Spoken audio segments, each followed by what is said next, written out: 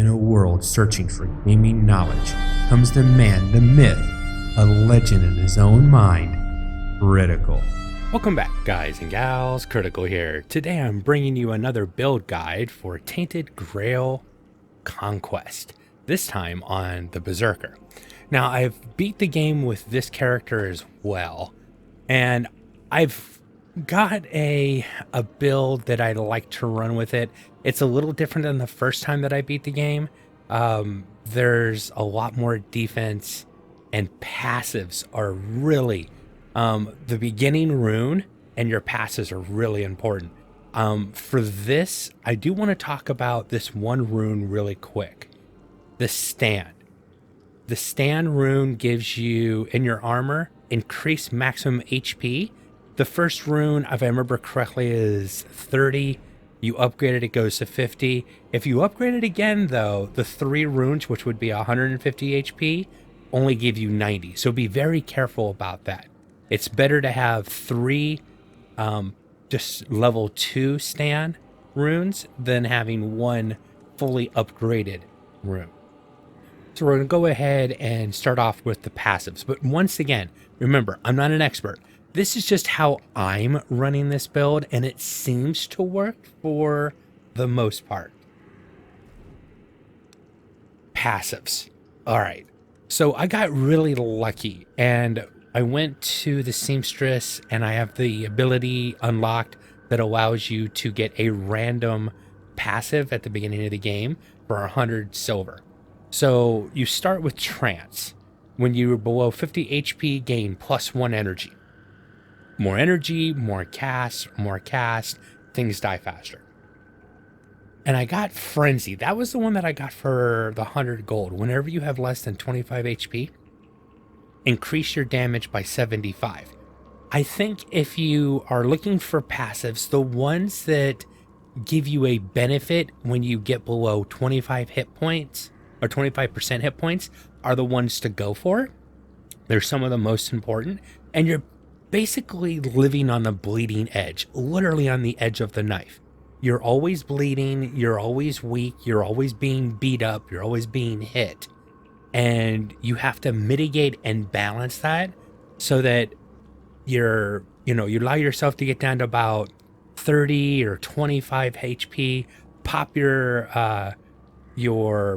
ultimate ability, which allows you to do lifesteal, and then beat up on a couple people to get your HP back up, and then let people beat on you again until you get right on that edge of 25%, and then just go to town. You're going to see why here in a second. And then I picked up Rampage. At the start of each combat, deal 1 hit for 125 damage to a random enemy. Deal 25% more damage for every 10% of HP loss. Once again, keeping yourself at about 25% HP. This can sometimes one-shot an enemy. If you know the boars and you're going to a fight, there's 4 enemies, and there's the boar that typically is kind of tanking for everybody and soaking up all the damage. Even in the 3rd level on difficulty 4, this in difficulty 3, this would probably one-shot one of the boars. Right now, it leaves the boar with just 10 life left. Really important. Vitality. I can't stress enough how much plus 75 max HP is to running the build like this. It allows you to maintain a higher life pool, but still be at that 25%, which is what we're aiming for. Bulwark. Once again, a mainstay in this build. Whenever you have less than 25 HP, gain 40 armor. Armor mitigates the damage that you have coming in. It can't mitigate everything. You really have to be strategic in how you play certain cards sometimes, because some enemies, regardless of how much armor you have, are still going to try to hit you for 800 points of damage. It can be very scary, especially if you can't stun them. Thank God I could stun some of the ones I've faced. But that is cool. Pain tolerance. Whenever you receive a hit, gain 10 armor next turn. So when you are taking hits, just kind of, it helps boost your armor. Your armor can't go higher than 75%. I think I understand the reason that they did this, so that there's like a maximum limit you can reach. But it does kind of hurt because, if I had the ability to do it and I'm taking enough hits, I don't think you should be allowed to use items that buff you to the point where you're taking, 100% armor, but maybe after 75%, it's so you'd have to get like 150 before it's not doing any damage at all. So you're still going to take damage. It's just at 75%. Anything over that, you're getting a much smaller benefit to it. Just maybe how I would do it. Fighting Spirit's just that random one. You run into the prisoner, 5 extra percent damage each turn. It's kind of a throwaway one on this one, unfortunately. Burning Blood. Retaliate all received hits with 1 hit, dealing 10 damage. So every time an enemy hits you, if they're hitting you for 10 times for 1 HP each time, they're going to take 100 damage for doing that damage to you. This can be really nice. Rewarded Patience. If you have played 2 or less cards in a turn, next turn gain +1 energy.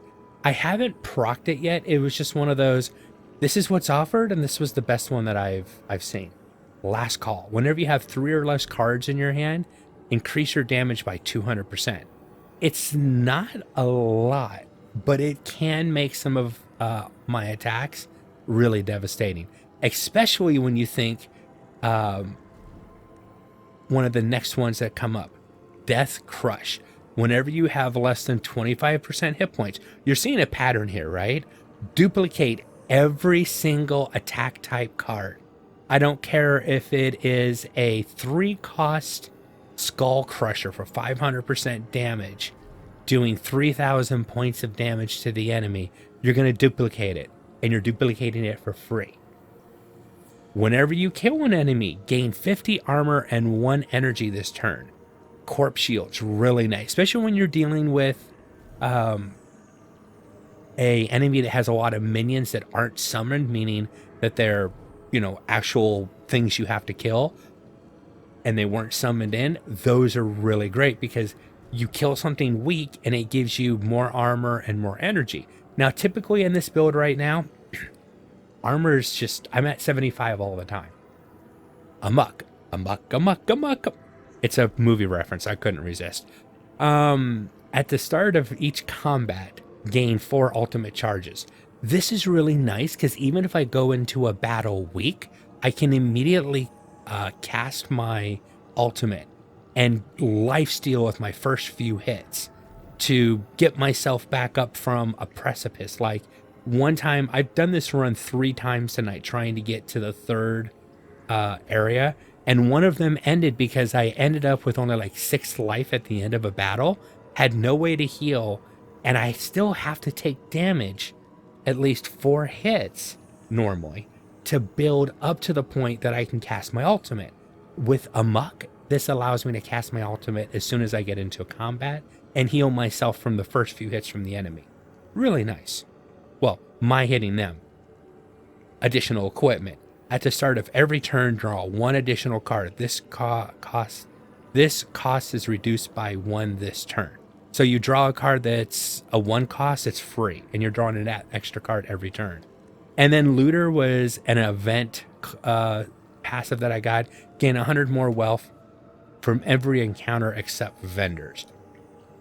Kind of a throwaway. It just happened. I got it right at the end. So no really big thing, but the biggest thing I can tell you is that when you're picking your passives, always keep your eye open for anything that raises your max HP.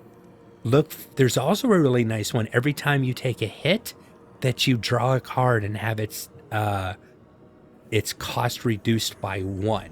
So that can really fuel this build. If you can get that going, plus some of the other 25 HP, 40, and then you have high armor. So you have enemies hitting you for 1 damage and they're hitting you 5 times. That's 5 card draws. Now, I am currently running an 8-card deck. I'm trying to do my 8-card deck run in this. It's one of the achievements. So at this point, it's not going to help. But if you have a thicker deck, that passive is really nice. Reforges, or Masteries. So at level 10, whenever you suffer a hit, gain an additional ultimate charge. This just builds up that ultimate charge as fast as possible. While you're running this, what I will call the bleeding edge build, you must have a way of building up that ultimate charge quickly. There's also a passive that I've seen before that at the beginning of each turn or at the end of each turn, gain one ultimate charge. I think it's the beginning of each turn. That's one, but for Born for Combat really works into the Berserker.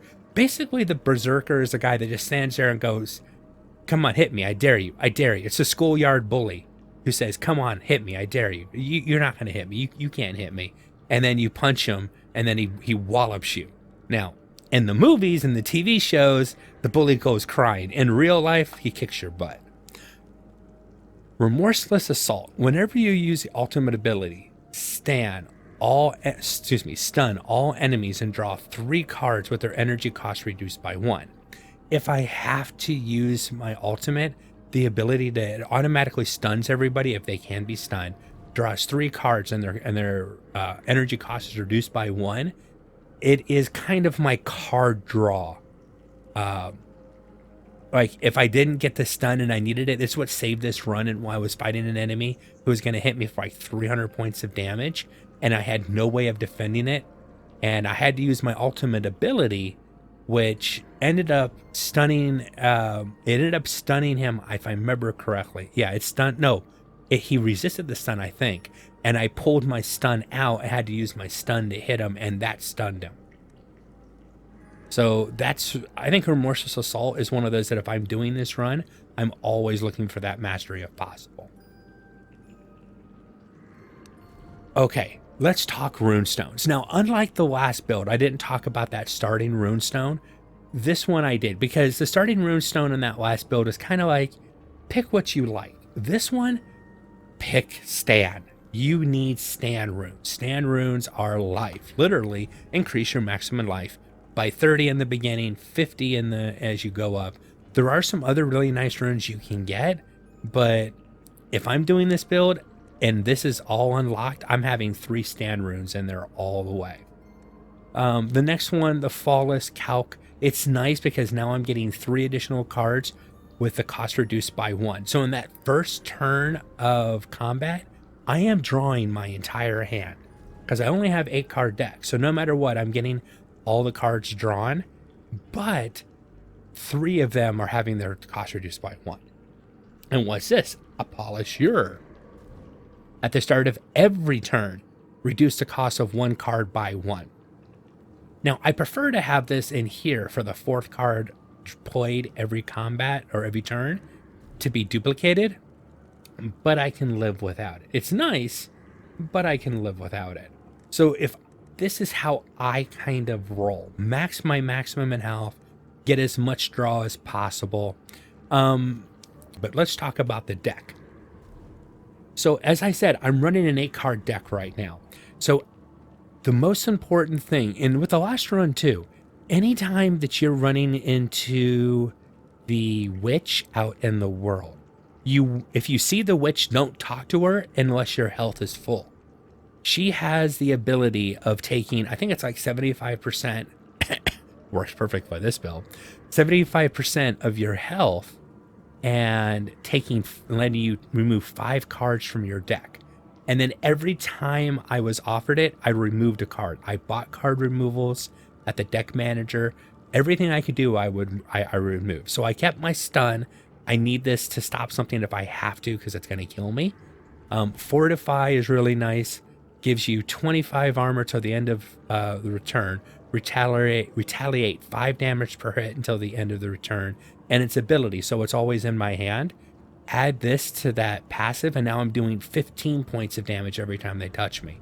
So if I can minimize the amount of damage coming in, and I'm maximizing as much damage going out. Now, there is a rune that will increase the amount of damage you retaliate, and there's also a card or 2 that I haven't been able to find on a Berserker yet that gives you additional hits or additional damage on retaliate, and I wish I could get those. I always seem to miss them. Divine Will is really good. Reduce the cost of 2 cards in your hand by 2. This is kind of like that. I've got too many cards, but I really need to cast something, so I'll throw this out if I'm trying to cast a stun or one of my attacks. Trap is an amazing skill for this build. Basically, you're setting a trap. I'm going to take 50 armor and I stun every enemy that hits me as long as they can be stunned. This will allow me to really hone how much damage I'm allowing the enemies to do to me. So if I have 80 HP and I need to reduce my HP to 70 to be at 75%, then I can use trap on an enemy who's going to hit me 5 times for 10 damage each time. The first time he hits me, it's going to be for 10 and then he's stunned, as long as they can be stunned, and then I can wail on them with my attacks the next turn. It's really nice. And a short pause comes in really nice. Once again, notice if used under 25% of max health, at this point for me, that's 75 HP. This is a nice one to have too, because it tells you what that breakpoint is. Increase the card's duration by 1 turn. And it's just 35 armor for 2 turns. Basically, this is being cast every time I see it, just to keep my armor always at 75. Attacks. Crawling Fire. This is the one, deal 1 hit for 112 damage and reduce the enemy's armor by 25 for 2 turns. So it's not 100 well, it is 112. I'm not sure if that's being modified right now or not. I don't think it is. Increased by 10% for every 10% of a missing HP. This isn't the best card like this, but it does reduce their armor. It breaks their armor, and it makes my attacks do more damage to them. You need some way of breaking the enemy's armor in case they really armor up. Fist of Stone really does this really well. For 2 energy, deal 1 hit for 300% damage. Reduce the enemy's armor by 25 until the end of combat. If I'm at 25% health, I'm doing this twice, so it's reducing their armor by 50 points until the end of combat. And Double Strike is just that. Deal 2 hits for 100 damage, and then it cleaves 20% of that damage to others. And the great thing about Cleave, it kind of clears the board. If you have the mages that summon the ghost shapes, and those ghost minions have like 1 hit point apiece, and there's 4 of them on the field, you throw out a Double Strike, you hit something with it, they only have 1 hit point. All the ghosts get destroyed by this. So this is a really nice one for that. And that is basically my character.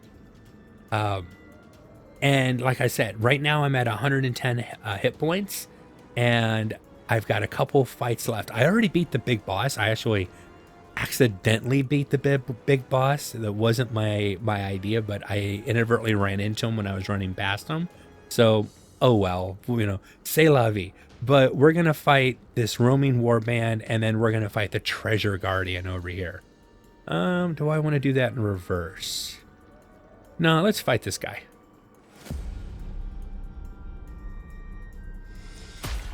So there's that initial attack. I took almost 198 points of damage to it. Now, each one of these is going to hit me. These are hitting me twice. This one's hitting me once, and this one's hitting me. Now, this is not the greatest round. Now, on the wooden flute right now, reduce the damage of all enemies by 30% this turn. I think in this case, I'm going to go ahead and use it just to lower the amount of damage that's coming in. But guess what? I want them to hit me because I need to lower my damage down to 75%. I'm not even close. I have to get down to 73. And that'll, yeah, these two would be, and that one's definitely going to get me below it. But I want to be careful how much below it go. Okay, let's break your armor some. Fortify so that I can retaliate, and it lowers their armor, their damage a little bit more. I want to make sure I don't kill you, but oh. This enemy will become tougher when it has less than 50% health. Oh, well, you know what? I probably should pay attention to that. I'm going to hit you again then. Hit everybody. Trap. I'm going to have him hit me once then. Okay, good. Hitting him again broke him a little bit more, and Yep. Now he's only at 12 to 14. Perfect.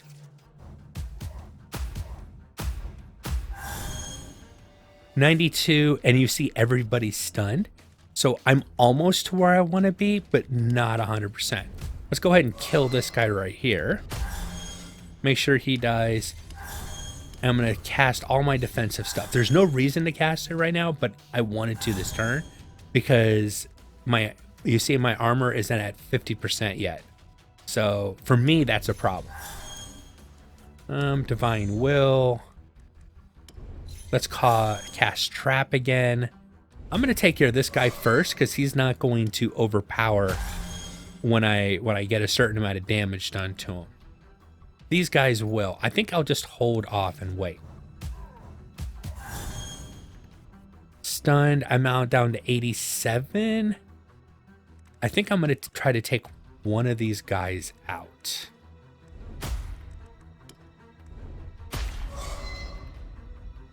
All right. He's not going to buff yet, but he's really close to buffing. Cast it anyways. All right. No, I actually want them to hit me. I'm going to retaliate, but I'm going to let them go ahead and just hit me this time. 76. I'm 3 points off.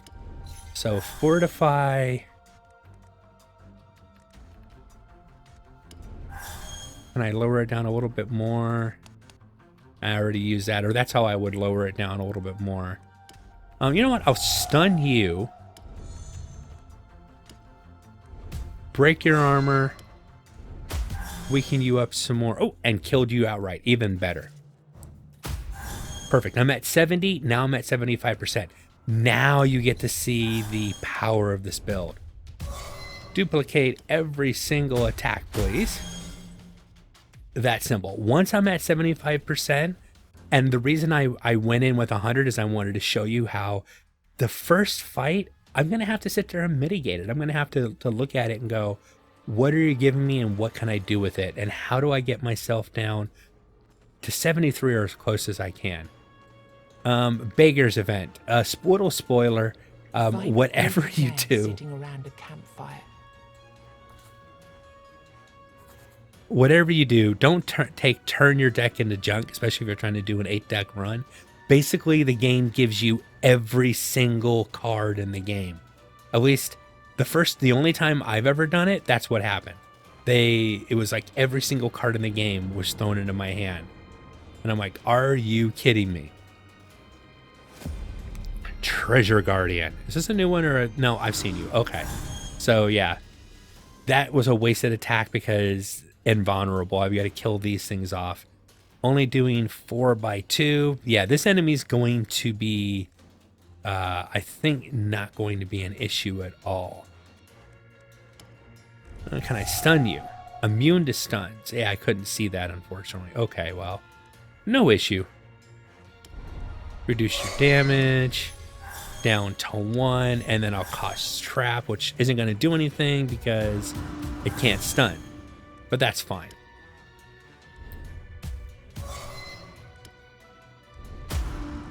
Focus my damage on 1. Sweet, then I get this attack. I'm going to use that on the boss now. Now, unfortunately, that's not counted as an attack card, so it's not being played twice. It only gets played once, which does kind of suck for me. But I've mitigated his damage down to 2 times 3. I'm at 60, so I'm good for... Like I said, I think this enemy is basically going to be a cakewalk. Second hit. There we go. Sometimes that second hit can be a little bit of a delay. Let it play out.